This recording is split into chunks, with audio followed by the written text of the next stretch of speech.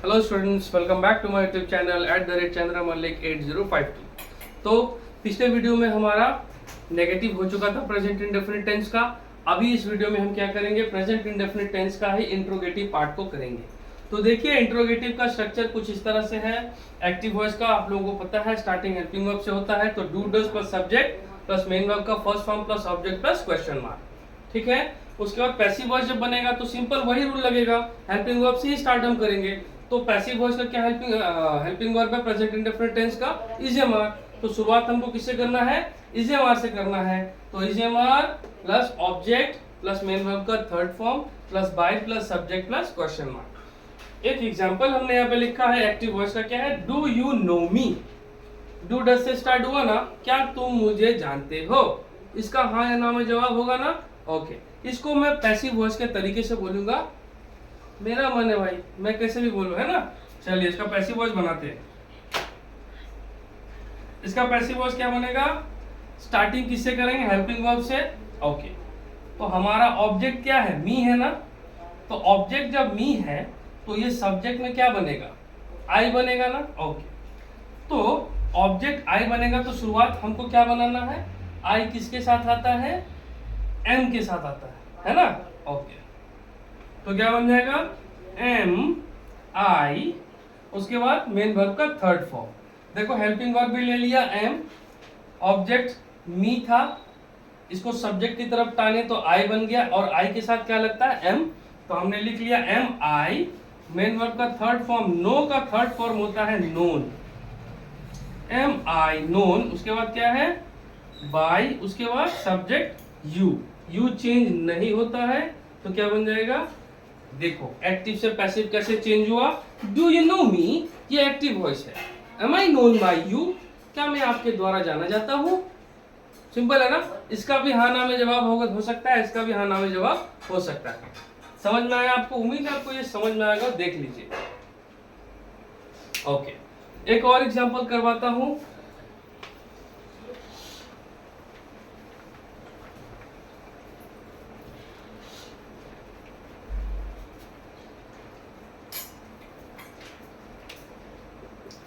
Does she play, उसको क्या कहते हैं, ऐसे ऐसे कैरम बोर्ड। अच्छा, carrom board, does she play carrom board, है ना। Okay, does she place carrom board, तो क्या बनेगा, ये तो एक्टिव वॉइस हो गया हमारा। ठीक है, अब क्या बनेगा, कैरम बोर्ड हमारा ऑब्जेक्ट है ना, तो ऑब्जेक्ट को खींचेंगे तो कैरम बोर्ड एक सिंगुलर ऑब्जेक्ट है, तो सिंगुलर ऑब्जेक्ट के साथ क्या आता है, इज आता है ना। तो शुरुआत किससे होगा, हमारा इज से होगा। इज कैरम बोर्ड, प्ले का थर्ड फॉर्म प्लेट, उसके बाद बाय, उसके बाद यू। समझ में आया। देखो दोनों एक ही तरीके से हो गया, लेकिन हुआ क्या, मीनिंग एक ही है, खाली भाषा को बदल दिया गया। समझ में आया, देख लो। ओके, उम्मीद है आपको इंट्रोगेटिव भी समझ में आ गया होगा, है ना। अच्छे से इसको देख लो, इसका स्ट्रक्चर ये सब। ऑलराइट, आते हैं अब डबल इंट्रोगेटिव में। सो डबल इंट्रोगेटिव में क्या होता है, डबल इंट्रोगेटिव में होता क्या है कि माथा खराब होता है, यही ना होता है। डबल इंट्रोगेटिव का एक्टिव वॉइस और पैसिव वॉइस में क्या होता है, शुरुआत किससे होता है, शुरुआत हमेशा WH फैमिली से होता है, और आपको अच्छे से पता है कि ये WH फैमिली है क्या, है ना। Okay, very good. सो अभी यहां पर देखो, यहां पर मैं लिख देता हूं वाई, है ना। Why does she play carrom board, ठीक है। तो यहां पर भी यही होगा ना, why is carrom board played by her. Okay, अब यहां पर देखो, इस वाई के जगह पर मैं लिख दूं how, how, how does she play carrom board. अब देखो यहां पर इसका भी ऐसे ही होगा ना, how is carrom board played by, sorry यहाँ पर हर होगा, शी है सब्जेक्ट में, माय मिस्टेक। सब्जेक्ट में शी है तो वो ऑब्जेक्ट में हर बन जाता है। Okay, how does she play carrom board, यहाँ पर क्या हो गया, how is carrom board played by her. So यही है ना, कितना सिंपल था ना समझने के लिए। क्या समझाया मैंने, इंट्रोगेटिव तो समझ गए आप लोग, डबल इंट्रोगेटिव एक बार फिर से कह देता हूँ। स्टार्टिंग हमेशा WH फैमिली से ही होता है, राइट। तो उसका मतलब है कि उसका स्टार्टिंग WH फैमिली से हुआ। पैसिव वॉइस में भी उसका स्टार्ट किससे होता है, WH फैमिली से ही होता है। तो वही हमने किया है ना। अब एक्टिव वॉइस में हाउ होगा तो दिमाग लगाओगे, पैसिव वॉइस में हाउ की जगह व्हेन लिख देंगे, ये नहीं हो सकता, ठीक है ना। ओके, सो क्या हुआ, एक्टिव वॉइस का शुरुआत भी हमने क्या किया, हेल्पिंग वर्ब WH फैमिली से किया। उसके बाद पैसिव वॉइस का शुरुआत भी WH फैमिली से ही किया। ठीक है, समझ में आया। ओके, कॉन्ग्रेचुलेशंस, आपको यहाँ पर प्रेजेंट का पार्ट खत्म हो चुका है ना। उम्मीद है आपको अच्छा समझ में आएगा। आप देख सकते हैं, स्क्रीनशॉट भी ले लीजिए।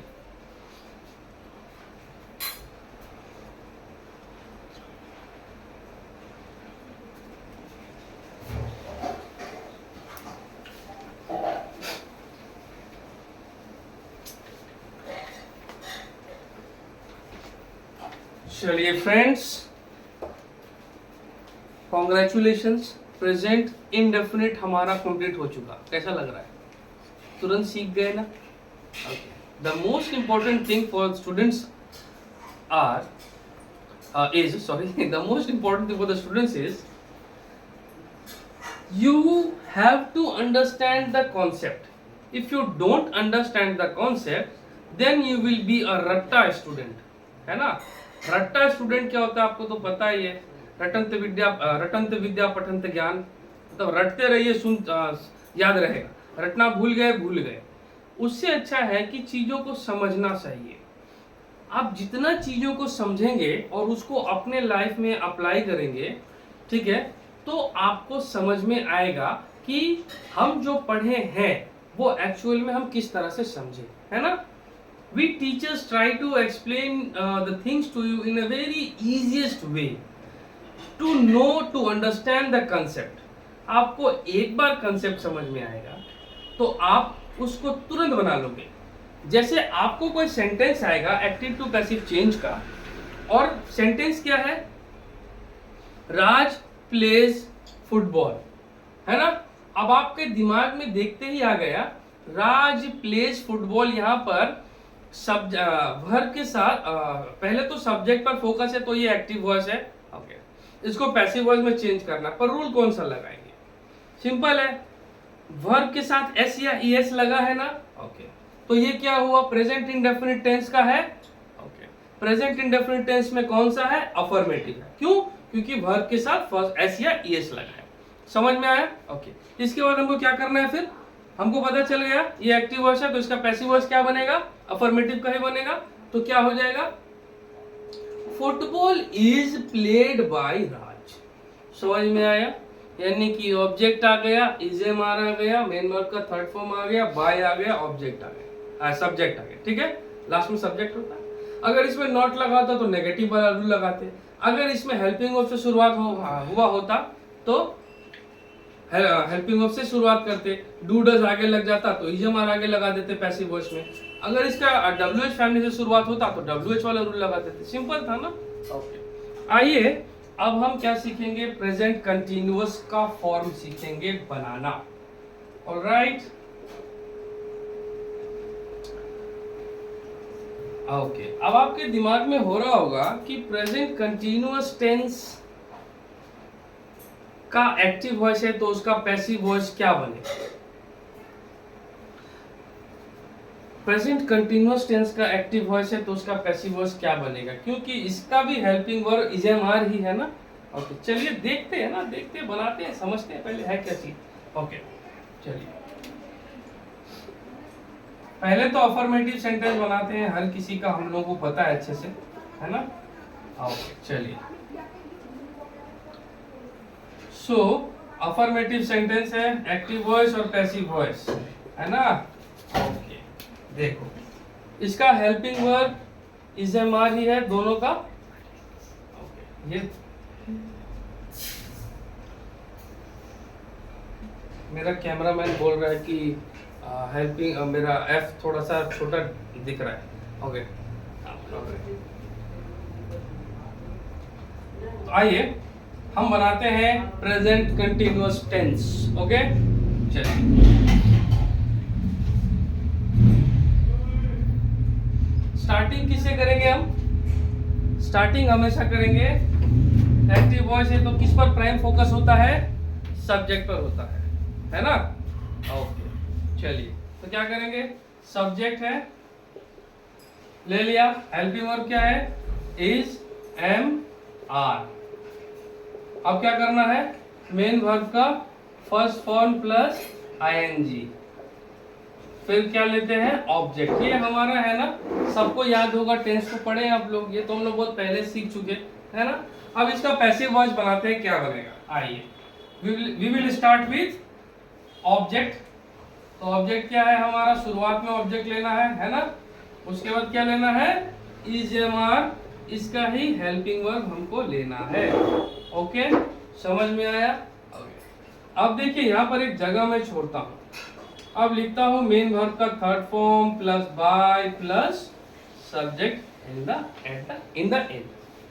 देखो ये जगह जो मैं छोड़ा हूं ना, प्रेजेंट कंटिन्यूअस का जब हम एक्टिव टू पैसिव चेंज करते हैं तो एक्टिव वॉइस तो उसका वही रहेगा जो उसका रूल है, स्ट्रक्चर है ना।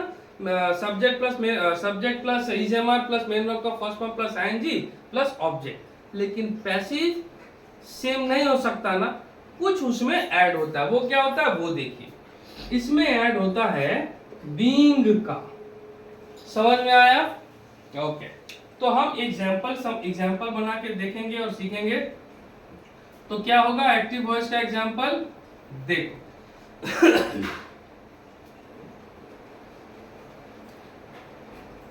Manish is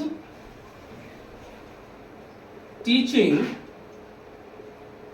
the students. Okay Manish is teaching the students, ये एक अच्छा बात है ना, अफर्मेटिव अच्छा बात है। ओके सो ये अफर्मेटिव का जो सेंटेंस मिला ये प्रेजेंट इंडेफिनिट टेंस का नहीं है। क्यों? क्योंकि यहाँ पर मेन वर्ब के साथ एस या ईएस या डू डज कहीं पे भी नहीं लगा है। क्या लगा है?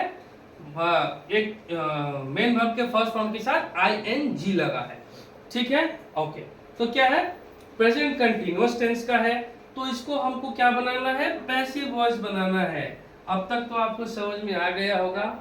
ये रूल लगा है subject is, am, are, main verb का फर्स्ट फॉर्म टीच, उसके साथ आईएनजी टीचिंग, उसके बाद ऑब्जेक्ट। तो द स्टूडेंट्स हमारा ऑब्जेक्ट सॉरी।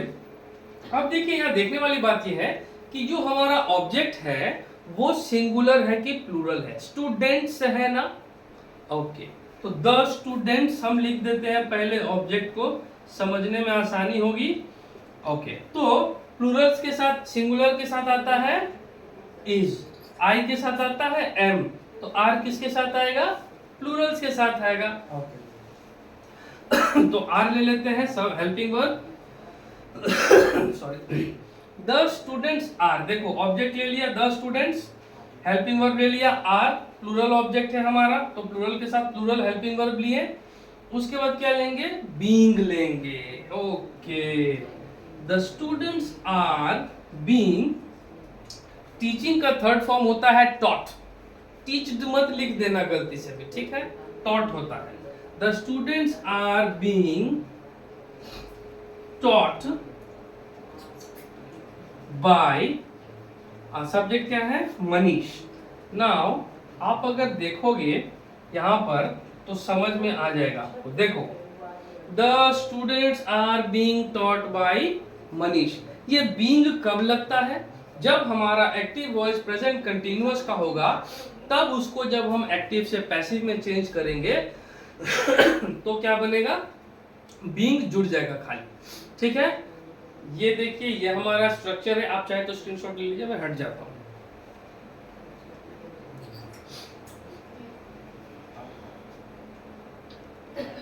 ओके चलिए एक और एग्जांपल बनाते हैं, आपको और अच्छे से समझ में आ जाएगा।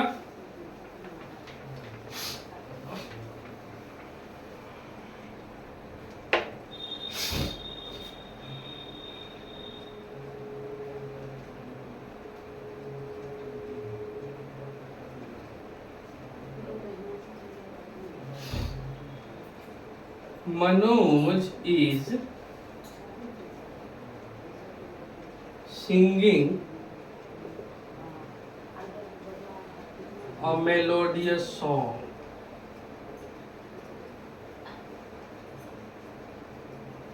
मनोज बहुत सुरीला गाना गा रहा है, बहुत प्यारा गाना गा रहा है, मेलोडियस सॉन्ग। ओके, तो ये हमारा एक्टिव वॉइस है, ठीक है। ओके, तो ये हमारा कंटिन्यूअस का एक्टिव वॉइस है। सिंग के साथ में आईएनजी लग गया तो कंटिन्यूअस है प्रेजेंट का। ओके, प्रेजेंट का कैसे पता चला? क्योंकि helping verb is am are में से कोई एक लिया गया है। इसका अब हम पैसिव वॉइस बनाएंगे तो वो क्या बनाएंगे? देखो, ये हमारा ऑब्जेक्ट है, ठीक है, अ melodious song.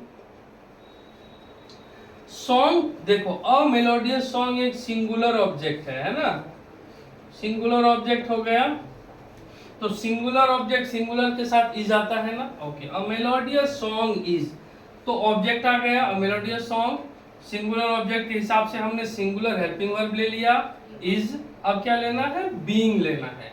Okay, a melodious song is being. Singing का सिंग जो है V1 है, SING सिंग जो है ना V1 है, ठीक है। सिंग के बाद सैंग जो है SANG सैंग, ये V2 है। तो V3 क्या होगा? V3 होगा संग, SUNG संग। तो क्या बना लेंगे? इज बीइंग संग बाय, कौन है कौन है कौन है कौन है? मनोज। चलो देखिए बन गया। इसी तरह से मैं लिख दूं Rakesh is driving a car, ठीक है। तो वो एक्टिव वॉइस है, तो उसका पैसिव वॉइस कैसे बनेगा? A car is being driven bye Rakesh, ठीक है। सोनम इज प्लेइंग फुटबॉल, ठीक है। Football is being played bye Sonam. इसी तरह से हम बनाते हैं और इसी तरह से इसको बनाया ही जाता है। समझ में आया? ओके देख लीजिए, ये बहुत प्यारा सा एक्सप्लेनेशन था। ओके, अब हम आते हैं नेगेटिव पार्ट पे। अफर्मेटिव बन गया, अब हमको नेगेटिव पार्ट जोड़ना है। ओके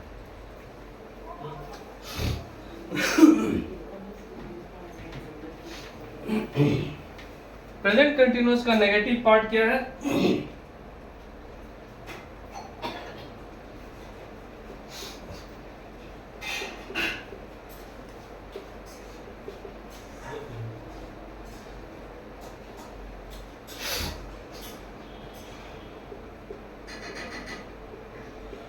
देखिए, सबको पता है नेगेटिव में क्या होता है, नॉट थर्ड पोजीशन पे आता है, तो क्या होगा? Subject plus is am are plus not plus main verb का first form plus I N G plus, ये टी नहीं है, ओके, ये प्लस है I N G plus object. आप चाहो तो इसको V5 भी लिख सकते हो। मैं ये मेन वर्ब का first form plus N G क्यों लिखता हूँ?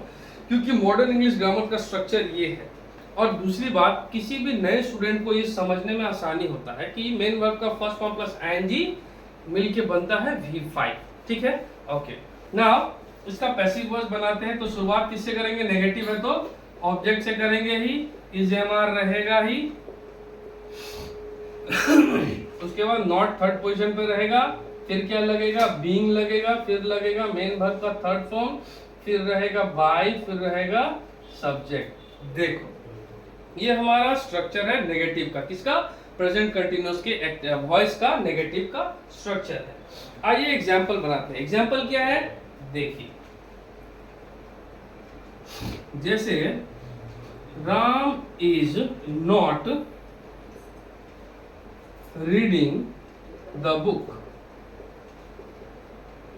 अब देखो, Ram is not reading the book, ये हमारा बन गया एक्टिव वॉइस, है ना। ओके, अब इसका पैसिव वॉइस क्या बनेगा? इसका पैसिव वॉइस बनेगा, ऑब्जेक्ट क्या है? द बुक, सिंगुलर है ऑब्जेक्ट हमारा, बुक्स नहीं है, बुक है, तो क्या बन जाएगा? द बुक, है ना। ये हमारा ऑब्जेक्ट आ गया, सिंगुलर ऑब्जेक्ट है तो सिंगुलर ऑब्जेक्ट के साथ singular helping verb the book is. उसके बाद क्या लेना है? नॉट थर्ड पोजीशन पे है, नॉट लेना है। उसके बाद क्या लेना है? बीइंग। रीड का ना थर्ड फॉर्म और सेकंड फॉर्म दोनों एक ही स्पेलिंग होता है, READ रीड, V2 होता है रेड, ठीक है, READ रेड। थर्ड फॉर्म होता है रेड, पढ़ा जाता है रेड, READ रेड।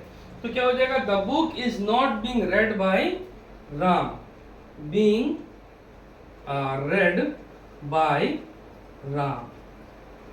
समझ में आया? ये हमारा एग्जाम्पल रहा। इसी तरह से एग्जाम्पल एक और करा देता हूं देख लीजिए आप। ओके, चलिए अभी मैं दिखाता हूं एक और एग्जाम्पल आपको लिखकर।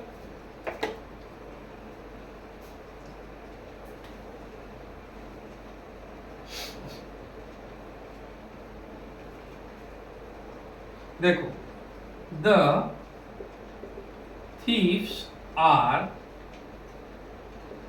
stealing the money।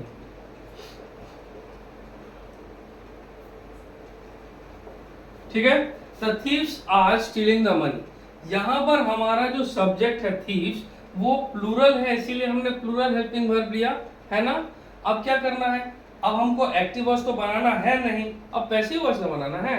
तो उसके लिए हमको क्या देखना है, हमको देखना है यहाँ पर इस ऑब्जेक्ट को, है ना। Okay, the money,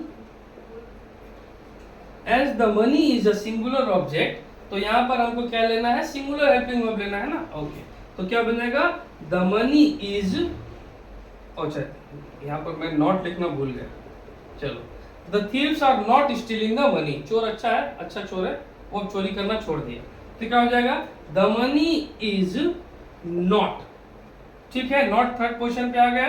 okay, not being steel, STEL steel V1 है, STOLE स्टोल V2 है, और STOLEN स्टोलन ये है V3 स्टोलन। ठीक है, the money is not being stolen by the thief, thieves. ठीक है, समझ में आया आपको क्या हुआ? यहाँ पर हमारा ऑब्जेक्ट सिंगुलर था, इसीलिए हमने यहाँ पर हेल्पिंग वर्ब सिंगुलर लिया, क्योंकि यहाँ पर पैसिव वॉइस में शुरुआत ऑब्जेक्ट से होता है, ऑब्जेक्ट को ही कंसीडर किया जाता है, इसीलिए। इसी तरह से हम लिखेंगे Ritika is not playing chess, तो क्या हो जाएगा, the chess is not being played by Ritika. ठीक है, उसी तरह से मैं कहूंगा Divya Prakash is not writing books. ठीक है, तो क्या हो जाएगा, books are not being written by Divya Prakash. तो इसी तरह से हम बनाते हैं। अब आइए बनाते हैं क्या, इंटरोगेटिव का।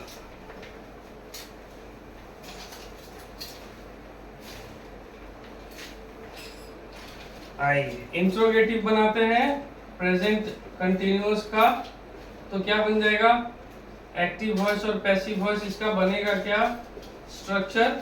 इंट्रोगेटिव का शुरुआत उसके हेल्पिंग वर्ब से होता है, तो यहाँ पर इज, एम, आर लग गया, आ गया भाई पहले। उसके बाद क्या करना है, हमको लेना है सब्जेक्ट। उसके बाद क्या करना है, मेन वर्ब का फर्स्ट फॉर्म लेना है प्लस ING लेना है, फिर ऑब्जेक्ट लेना है, फिर क्या लेना है, question mark, that is mark of interrogation. तो शुरुआत पैसिव वॉइस का किससे करेंगे, ऐसे ही करेंगे, इज, एम, आर से। इज, एम, आर, अब क्या लेना है, ऑब्जेक्ट लेना है। ओके, इज, एम, आर गया ना, इज, एम, आर आ गया।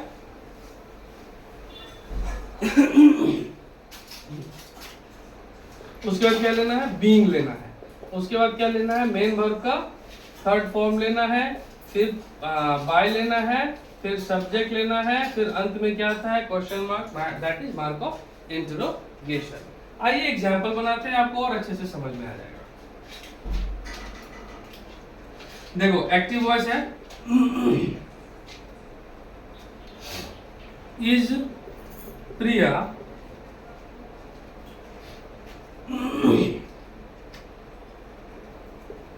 playing PUBG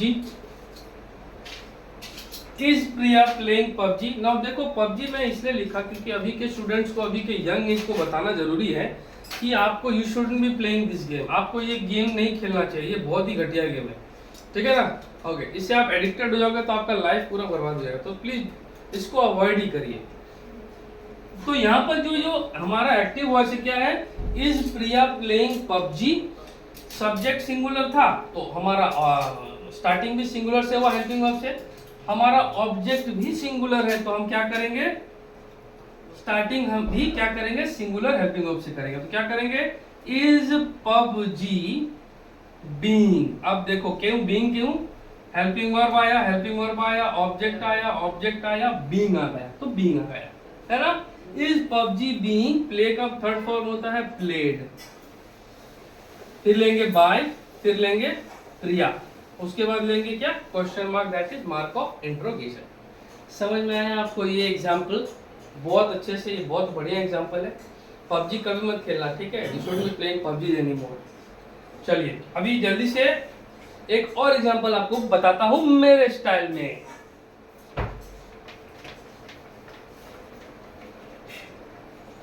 ओके आइए एग्जाम्पल एक और बनाते हैं।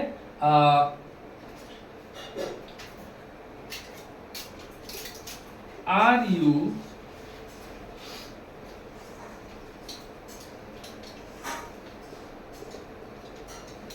Driving the car,